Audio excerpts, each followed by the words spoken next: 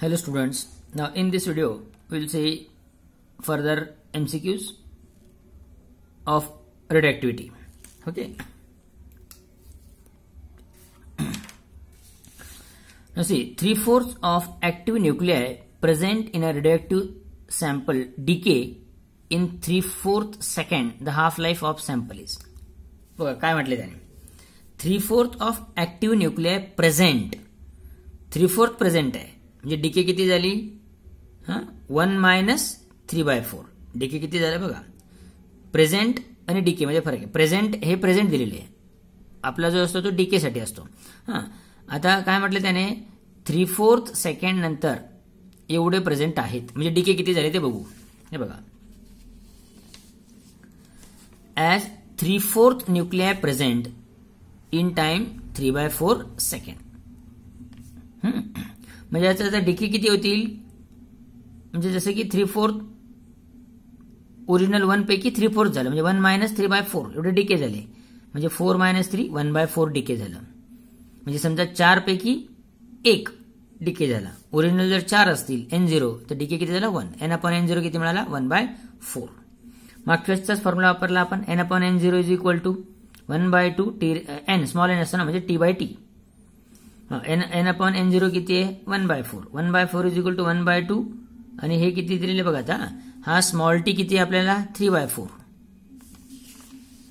Small T किती आहे 3/4. So 3/4 आणि हा कॅपिटल टी म्हणजे T हाफ. करेक्ट. 1/4 ला मी कसं लिहू शकतो 1/2 चा स्क्वेअर. 1/4 ला कसं लिहू शकतो 1/2 चा स्क्वेअर म्हणजे 1/4 is equal to 1/2 raise to 3/4t. Base same आहे 1/2 1/2 म्हणजे पॉवर सारखे असतील म्हणजे 2 is equal to 3/4t. 2 is equal to 3/4t. हा टी इकडे आणला, हा 2 इकडे येईल. हा टी इकडे गेल्यानंतर टी इज इक्वल टू हा 2 इकडे आला 4 2 चा 8. So 3/8 T is equal to काय 3/d.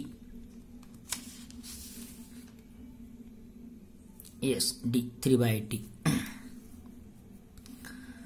The half-life of radioactive element is 30 days. In 90 days, the percentage disintegration part is. सोपं आहे बा. 30 दिवसानंतर हाफ होईल, 60 दिवसानंतर 1/4 होईल आणि 90 डेज नंतर काय होईल ते 1/8 होईल. 1/2 त्याचा हाफ त्याचा हाफ. बरोबर आहे का नाही. बरं हे दाखवतो. 30 दिवसात हाफ होत आहे 30 डेज. त्याच्यानंतर 60 परत 30 दिवसानंतर म्हणजे त्याच्या अर्धा होईल 1/4. त्याच्यानंतर 30 दिवसानंतर म्हणजे 90 दिवसानंतर 1/8 होईल. हे रिमेन झाले. आपले रिमेन नाही विचारलेले, आपले डिसइंटिग्रेटेड विचारले. म्हणजे 1/8 रिमेन म्हणजे डिसइंटिग्रेट किती मागच्या वेळेसारखं 1 - 1/8. 8 - 1 7/8 म्हणजे 7/8 एवढा डिसइंटिग्रेट होईल. पर्सेंटेज मध्ये काढायचं म्हटलं तर इंटू 100 म्हणजे 700/8 साधारण 87.5% डिसइंटिग्रेट होईल आणि 12.5% उरेल. डिसइंटिग्रेट किती झाला 87.5 C. 87.5 C. Correct. A radioactive nuclide can decay simultaneously by 2 different processes which have decay constants λ1 and λ2. The effective decay constant of the nuclide is λ is equal to. साधं simple आहे. Effective दोघांची काय होते decay कॉन्स्टंटची direct addition होते. So A λ is equal to λ1 plus λ2. In a sample of radioactive material, what percentage of the initial number of active nuclei will decay during one mean life? During one mean life. आता याच्यामध्ये कसं सोडवायचं ते बघा. In a sample of radioactive material, what percentage of the initial number of active nuclei will decay during one mean life? हे बघा. Basic formula आपल्याकडे n = N0 e raised to - λt आहे. बरोबर आहे. N0 इकडे घेतला, N/N0 = e raised to - λt. आता number of न्यूक्लिआय decade किती असतील, अगोदरचे मायनस प्रेझेंट. ओरिजिनल मधनं जर प्रेझेंट मायनस केले तर आपल्याला काय मिळतील डिके झालेले. लक्षात घ्या, नंबर ऑफ न्यूक्लिआय डिके झाले म्हणजे किती, आता किती उरले ते आपण ओरिजिनल मधनं जर मायनस केले तर आपल्याला डिके झालेले मिळतील. ओरिजिनल किती आहेत, इनिशियल किती आहेत N0, प्रेझेंट किती आहेत N म्हणजे N0 - N हा आकडा जो येईल तो काय येईल, number of radioactive nuclei decay झालेले, रेडिओएक्टिव्ह डिके झालेले. मग पर्सेंटेज डिके काढायचं असेल तर आपण कसं काढतो, N0 मायनस एन म्हणजे ओरिजिनल पैकी एवढे, म्हणून ओरिजिनल पैकी एवढे N0 मायनस एन एवढे डिके झालेत ओरिजिनल पैकी. मग पर्सेंटेज म्हणजे multiply by 100. So N0 minus N upon N0. Original पैकी एवढे डिके पर्सेंटेज काढण्यासाठी 100 ने multiply. So N0 minus N upon N0 into 100. N0 अपॉन N0 1 minus N upon N0 100. 1 minus. आता वर्ण जर घेतलं एन अपॉन N0 ची व्हॅल्यू काय येईल, e raise to minus lambda T, e raise to minus lambda T into 100. 1 minus. आपल्याला माहितीये हे इनव्हर्स असतं, 1 अपॉन लॅम्बडा म्हणजे लॅम्बडा लॅम्बडा कॅन्सल होईल, तो 1, e raise to minus 1 100. 1 minus e raise to minus 1 म्हणजे 1 upon e into 100. 1 minus 1 upon e ची value 2 point something आहे. ओके, मग 1 अपॉन ई किती येईल, 0.37 इंटू 100. मग हे 100 जर आत घेतलं तर 100 मायनस हे 0.37 इंटू 100 म्हणजे 37. 100 minus 37 63%. So C. Yes, C. If N1 is equal to N0 e raised to minus lambda T1, then the number of atoms decayed during time interval from T1 to T2, where T2 is greater than T1. हे पण सोपं आहे. बघा कसं करणार. Initial जो time interval आहे T1 त्यावेळेस समजा जर जसं आपण N equal to N0 e raised to minus lambda T घेतो, आता फक्त इथे काय येईल, टाइम इंटरवल 2 आहेत म्हणून NT1 is equal to N0 e raised to minus lambda T1 आणि NT2 is equal to original तेवढेच असतील, N0 e raised to minus lambda T2. अगोदर जास्त असतील नंतर संख्या कमी होत जाईल, म्हणून अगोदर पहिल्यामधून दुसरा मायनस करायचा. NT1 मायनस NT2 ह्या टाइम इंटरवल मधलं NT1 मायनस म्हणजे LHS सबट्रॅक्ट झाली तसं RHS सबट्रॅक्ट केली. या RHS सबट्रॅक्ट केल्यावर N0 कॉमन निघेल आणि e raised to minus lambda T1 minus e raised to minus lambda T2 a.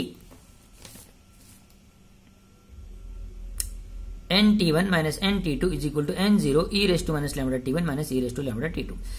कुठलेही प्रॉब्लेम सोडवताना अगोदर आन्सर्स बघून घ्यायचे, म्हणजे आपल्याला वे ऑफ प्रूफ जे असतं ते कळतं, म्हणजे काय दाखवायचं आपल्याला, काय त्यांना काय एक्सपेक्टेड आहे त्यानुसार आपल्याला त्या दृष्टीने प्रूव्ह करायला सोपं जातं. Before the neutrino hypothesis the beta decay process was thought to be the transition N to P plus electron. If this was true and if the neutron was at rest, the proton and electron would emerge with fixed energies respectively. Then, आता याच्यामध्ये हे सोडवताना आपल्याला बऱ्याच गोष्टी prove कराव्या लागतात. याच्यामध्ये concept of law of conservation of momentum वापरावा लागतो. त्याच्यानंतर तो वापरून झाल्यानंतर त्याच्यावर जो रिझल्ट येतो त्याचा कन्सेप्ट आपल्याला लॉ ऑफ कॉन्झर्वेशन ऑफ एनर्जीच वापरावा लागतो. हे सर्व सॉल्व्ह केल्यानंतर आपल्याला आन्सर येतं, पण ते फार कॉम्प्लिकेटेड आणि लेंदी होतं. पण याच्यामध्ये याचं जे स्टँडर्ड आन्सर आहे ते जर आपण लक्षात ठेवलं तर आपल्याला हे गोष्टी एवढं प्रूव्ह करायची गरज पडत नाही. त्याला कारण आहे की याचा जो पहिला पार्ट येतो तो येतो 936 मेगा इलेक्ट्रॉन व्होल्ट आणि दुसरा येतो 938च्या आसपास, म्हणजे तो जो डिफरन्स येतो तो येतो 2 मेगा इलेक्ट्रॉन व्होल्ट. त्यामुळे याचा आन्सर येतं 936 mega electron volt and 2 mega electron volt. Okay. The decay constant of radioactive sample is lambda. Decay constant काय, lambda. The half life and mean life of the sample are respectively given by फॉर्म्युले. ते साधे simple फॉर्म्युले 65चा. Okay, काय त्याचा formula, T half is equal to log 2 to the base e upon lambda. log 2 to the base e upon lambda म्हणजे बी पहिला, आणि दुसरा येतो 1 अपॉन लॅम्बडा. लक्षात घ्या. Okay, so log 2 to the base e upon lambda आणि 1 upon lambda हे direct फॉर्म्युलेचं. A nucleus emits 1 alpha and beta minus particle. The resulting nucleus is. हे सोपं आहे. हे जर आपल्याला समजा डायरेक्ट करायचं म्हटलं, हे बघा काय XNM हा मास नंबर, हा समजा त्याने दिलेला तसा protons, number of protons, atomic number. Alpha बाहेर पडेल अगोदर. समजा अल्फा आपल्याला माहिती आहे याच्यात 2 ने फरक पडतो, म्हणजे 2 ने मायनस होतं आणि 4 ने मायनस होतं. आणि बीटा जेव्हा बाहेर पडतो तेव्हा याच्यात काहीच फरक पडत नाही, याच्यामध्ये एक वाढ होते, म्हणजे -2 + 1 -1 म्हणजे फायनल रिझल्ट जो येईल तो XM-4 N-1 D budget N-1 M-4 correct this one N-1 yes N-1 आणि M-4 करेक्ट दिस वन कारण एलिमेंट बदलेल X2 तो Z होईल म्हणून इथे एक मिनिट करेक्शन करून घेतो समजा X चा Y आणि Y चा समजा Z बरोबर आहे हे बाहेर पडल्यावर हा Y होईल आणि हे परत बाहेर पडल्यावर तो Z होईल D 67 बघा activity of radioactive element decreased to 1/3 of original activity I0 in 9 years. After further 9 years, it activity will be. किती सोपं आहे बघा हे. पहिल्या 9 वर्षामध्ये ते 1/3 होतं म्हणजे I0/3 होईल ते. आणि पुढच्या 9 वर्षामध्ये परत त्याच्या 1/3 होईल ना त्याच्या म्हणजे I0/3 च्या 1/3 म्हणजे I0/9 हे बघा पहिल्या 9 वर्षात इन 9 years इट इज 1/3 म्हणजे I0/3 in further 9 years it is 1/3 of 1/3 याच्या 1/3 म्हणजे I0/3 च्या 1/3 I0/3/3 I0/9 C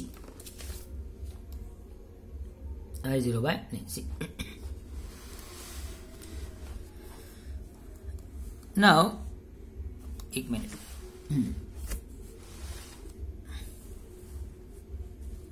complete the equation of the following fusion process fusion म्हणजे एकत्र येणं फ्युजन म्हणजे सेपरेट होणं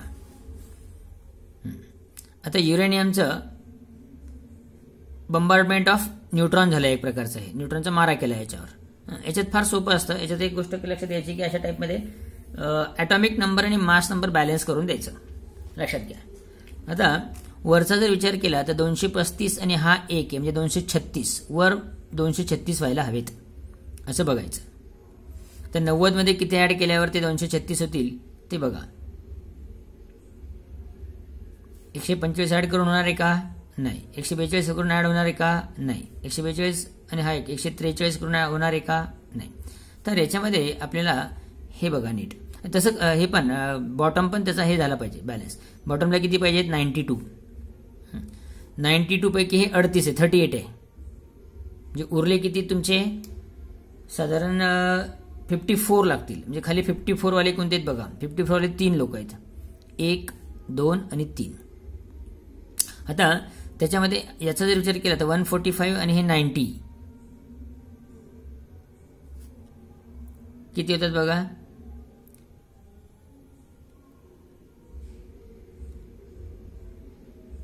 नाही एक मिनिट बरोबर आहे याच्यामध्ये ही चेन रिॲक्शन आहे हे कदाचित मॅच होईल 145 आणि 90 मला वाटतं 235 होतील आणि हे 54 हे पण वाढेल पण एक महत्त्वाची गोष्ट आहे हां yes this is chain reaction त्याच्यामुळे याच्यामध्ये जेव्हा आपण न्यूट्रॉन बंबार्ड करतो युरेनियमवर हां ही गोष्ट लक्षात ठेवायची हां याच्यावर जेव्हा आपण न्यूट्रॉन बंबार्ड करतो त्यावेळेस 3 न्यूट्रॉन बाहेर पडत असतात येस किती 3 न्यूट्रॉन बाहेर पडतात so it is called a chain reaction आणि परत ते 3 न्यूट्रॉन जे बाहेर पडतात तो प्रत्येक एक परत 3 तयार करतो मी तुम्हाला एक इथं दाखवतो वाटलं तर समजा हा न्यूट्रॉन जेव्हा बंबार्ड होतो तेव्हा हा 3 न्यूट्रॉन बाहेर टाकतो परत हा 3 न्यूट्रॉन बाहेर टाकतो परत हा 3 न्यूट्रॉन बाहेर टाकतो हा परत 3 न्यूट्रॉन बाहेर टाकतो हा परत 3 टाकतो हा परत 3 टाकतो त्यामुळे ही chain reaction and tremendous amount of energy you can say liberated म्हणून हे जर कंट्रोल असेल तर जसं की भाभा ॲटॉमिक रिसर्च सेंटरला कंट्रोल करून त्याची इलेक्ट्रिसिटी बनवली जाते नसेल तर ते ॲटॉम बॉम्बमध्ये कन्वर्ट होत असतं ओके सो याच्यामध्ये जर विचार केला तर 3 न्यूट्रॉन बाहेर पडतात म्हणजे डायरेक्ट आपल्याला हाच रिझल्ट मिळतो हे बघा आणि वाटलं तर हे बाकीचं मॅच करून बघायचं खाली बघा हा 0 ने हे 54 आणि 38 मिळून झाली 92 वर बघा 235 होतात का ते बघायचे 235 नाही 236 नाही तसं हेही मॅच होत नव्हतं हे बघा 105 कारण इथे 236 पाहिजे हा एक आहे ना म्हणजे हेही मॅच होत नाही सो सर्व बाजूने जर विचार केला तर ऑटोमॅटिकली हे आन्सर आपण अप्रोच करतो. मॅचिंग जर करायचं म्हटलं तर बघा वर किती आहेत बघा, हे 3 आहेत, 3 न्यूट्रॉन आहेत, 3. हां, हे 3, हे 143 म्हणजे 146, 146 आणि हे 90, 236, 235 आणि 1 236. खाली जर विचार केला तर खाली हे 0च आहेत, हे 54 आणि हे 38 92. इथे खाली याचा 0 आहे बघा. So correct. So answer is a. When a radioactive isotope radium decay in series by the emission of 3 alpha particles and 1 beta particle, the isotope finally formed is. हे पण सोपं आहे फार बघा. अगोदर 3 अल्फा बाहेर टाकतील आपण. 3 अल्फा बाहेर पडल्यानंतर काय होईल बघा, वर एक अल्फा मुळे 4 कमी होतं म्हणजे 12 कमी होतील. 228 मधनं 12 गेल्यावर 216 आणि 1 अल्फा बाहेर पडल्यावर ॲटॉमिक नंबर 2 ने कमी होतं म्हणजे 3 6 ने कमी होईल म्हणजे 88 मधनं 6 गेली 82. परत 1 बीटा बाहेर पडलेला आहे, याच्यावर काहीच फरक पडत नाही, याच्यामध्ये 1 वाढेल +1 होतं म्हणजे 83 म्हणजे हे बाहेर येईल. Xenon 216 83 C, 216 83 C correct. Let capital T be the mean life of radioactive sample, then 75% of the active nuclei present in the sample initially will decay in time. जे स्मॉल टी काढायचा in terms of what, capital T, half लाईफच्या भाषेमध्ये. काय म्हटलं बघा, if T be the mean life of radioactive sample then 75% of radioactive nuclei present. मग आता साधी गोष्ट आहे, 75% प्रेझेंट याचाच अर्थ 25% डिके झाली. हे बघा तुम्हाला दाखवतो इकडे 75% प्रेझेंट आहे, याचाच अर्थ 25% काय झालं, डिकेट झाली. ओके नाही, 25% काय झाले, डिकेट झाली. 25% म्हणजे काय, 25/100 म्हणजे 1/4. म्हणजे ओरिजिनल N0 4 असेल तर डिके किती, 1. N0/1 म्हणजे 1/4 झालं बघा. बेसिक फॉर्म्युला आपला N = N0 e λt. हा इकडे आणला आहे आपण N0 = e λt. 1/4 = e λt. 1/4 is equal to हे खाली आणलं म्हणजे e λt. आता हे 1/4 कुठं आणलं तर 1/4 आहे ना हे, म्हणून कळलं का. 4 पैकी 1 ओरिजिनल N0 4 असेल तर 1 डिके, ओरिजिनल 4 असेल N0 तर 1 डिके. 1/4 इज इक्वल टू दिस. हे इन्व्हर्स केलं. आता हे वर गेल्यावर काय होईल, e λt is equal to हे पण वर जाईल 4, e λt is equal to 4. λt is log घेतला दोन्हीकडे. So λt is equal to log 4 to the base e, exponential आहे. λt is equal to log 4 ला कसं लिहिलं, 2 स्क्वेअर लिहिलं टू द बेस e. हा 2 वर येईल, log a m log a, 2 log 2 to the base e. आणि मग t इज इक्वल टू हा लॅम्बडा इकडे जाईल 2 log 2 to the base e by lambda. log 2 आता log 2 to the base e ला लिहितो ln लिहिलं जातं, टू द बेस e असेल तर ln 2 ln2/2. पण 1/λ जर घेतला तर 1/λ म्हणजे t, इन्व्हर्स रिलेशनचं ना, म्हणजेच 2 log 2t, 2 log 2t d, 2 log 2t d. Okay, पुढचं बघा.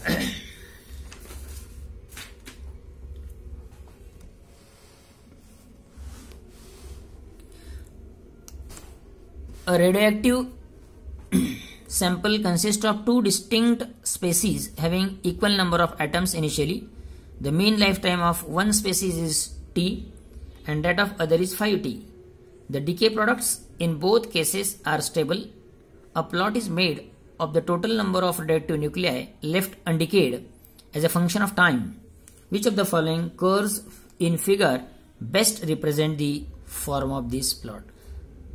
फारच सोपं आहे, याच्यात जास्त विचार करायचं काहीच गरज नाही. रेडिओएक्टिव्ह सॅम्पल्स आहेत, रेडिओएक्टिव्ह एलिमेंट आहे, so there is always exponential decay. n is equal to N0 e λt. So minus indicate करतं डिके, ई इंडिकेट करतो एक्सपोनेन्शियल डिके, आणि एक्सपोनेन्शियल डिकेचा कर्व असतो हा, जसं न्यूटन्स लॉ ऑफ कुलिंगचा असतो की नाही, सेम असा असतो. सो आन्सर येईल याचं डी, आन्सर काय येईल याचं डी. ओके, पुढचं बघा. The fraction of radioactive substance decayed in a time equal to average life. The fraction of radioactive substance decayed in a time equal to average life. आता हे कसं सोडवायचं बघा. फ्रॅक्शन ऑफ म्हणजे n/n0 काढायचं आपल्याला. एक प्रकारे काय काढायचं आपल्याला n/n0 बरोबर आहे. ते कसं काढायचं बघा. t = 1/λ माहिती आहे आपल्याला. t = 1/λ. t λ = 1 येईल. Basic formula n = n0 e raised to minus λt. So n0 e raised to minus λt ची व्हॅल्यू किती आहे? λt 1 म्हणजे e raised to minus 1. हा मी n0 इकडे आणतो म्हणजे हा काय होईल? n/n0 = e raised to minus 1. n/n0 = हा e raised to minus 1 काय झाला? 1/e. आता n/n0 1/e. आता आपल्याला डिकेड करायचे असतील. डिकेड म्हणजे 1 मधनं मायनस करायला जातील. हे झाले present. These are number of nuclei present. आपल्याला विचारलेले डिकेड ना. The fraction of radioactive substance decayed. Okay. त्यामुळे आपल्याला 1 मायनस n/n0. 1 मायनस आता n/n0 ची किंमत किती आली? 1/e. सो 1 मायनस 1/e म्हणजेच काय? e minus 1/e. e minus 1/e. a किती आला? a. पुढचं बघा. 73. Find the time taken for 1 gram of radon to disintegrate to 0.2 grams if the radioactive constant is 0.18 per day म्हणजे lambda. हे काय दिलेलं आहे? Find the time taken for 1 gram of. हे ओरिजिनल व्हॅल्यू झाली आणि ही डिसइंटिग्रेट झाली 0.2. म्हणजे एक प्रकारे काय झाला? n0 समजा 1 ग्रॅम घेऊ आपण आणि n काय घेऊ आपण? 0.2 ग्रॅम आणि लॅम्बडा काय असेल? 0.18 पर डे. असं असेल तर आपल्याला काय काढायचं आहे? टी काढायचं आहे. बरोबर आहे. बघा n0 काय घेतला आपण? 1 ग्रॅम. n काय घेतला आपण? 0.2 ग्रॅम आणि लॅम्बडा किती? 0.18 पर डे. आपल्याला हाफ लाईफचा फॉर्म्युला माहिती आहे. हाफ लाईफचा फॉर्म्युला काय? T half = 0.693 upon lambda. 0.693 upon lambda किती दिलेला आहे आपल्याला? 0.18. 0.693 अपॉन 0.18 हे जर सॉल्व्ह केलं म्हणजे 2 घरं इकडे सरकलं 2 घरं इकडे सरकलं म्हणजे साधारण 69/18 साधारण 70/18 असं येईल. ते म्हणजे 3.85 च्या आसपास येतं डेजमध्ये. सो 3. हा काय झाला? Half life period. आपला फॉर्म्युला आहे n/n0 = 1/2n. याला आपण t/t पण म्हणतो. आता आपला ओरिजिनल किती आहे? 1 ग्रॅम आणि n किती आहे? 0.2. So 0.2/1 = 1/2 raised to n. 0.2 ला मी काय लिहू शकतो? 2 × 10 raised to -1. -1 खाली येऊन काय होईल? +1 म्हणजे 10. 2/10 = 1/2n. 2/10 म्हणजे 1/5. 1/5 = 1/2n. 1/5 हा n खाली आणला 1/2 raised to n. दोघांचं इन्व्हर्स घेतलं तर 5 = 2 raised to n. 5 = 2 raised to n. हे अशा पद्धतीने पण करता येतं पण हे काय होतं? इथे लिहिलं बघा. दिस इज लेंदी. हे लेंदी होत जातं. त्यामुळे आपण शॉर्टकटने जर गेलो डायरेक्ट तर 5 = 2 raised to n. दोन्ही बाजूला लॉग घेतला.